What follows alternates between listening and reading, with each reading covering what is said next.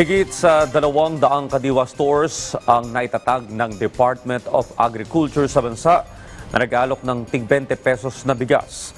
Ayon sa Department of Agriculture, layo nitong ilapit sa mga consumer ang mas abot kayang bilihin. Bukod sa mga nakatatanda, may kapansanan at beneficiary ng 4Ps, ngayong linggo ay aarangkada na rin ang mas pinalawak na programa dahil makakabili na ng pati na rin yung mga tsuper. Samantala, tiniyak na ng DA na nananatiling matatag ang supply ng bigas sa kabila ng importation ban, inangkat na bigas. Tinututukan din ng ahensya ang presyo ng bigas sa mga palengke.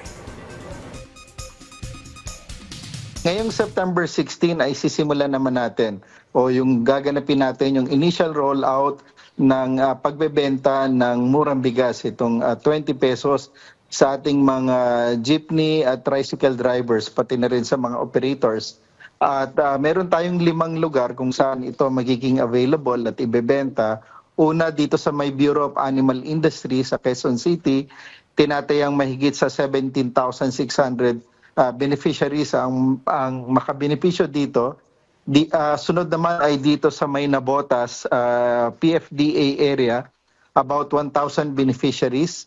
Sa may Barangay Pandan sa Angeles City sa Pampanga, almost 10,000 beneficiaries yan. And then dito naman sa may Cebu City, sa may FTI, about 25,000 beneficiaries. At dito naman sa bandang Mindanao, sa may Tagum City, about 3,650 ang tinatayang makikinabang dito.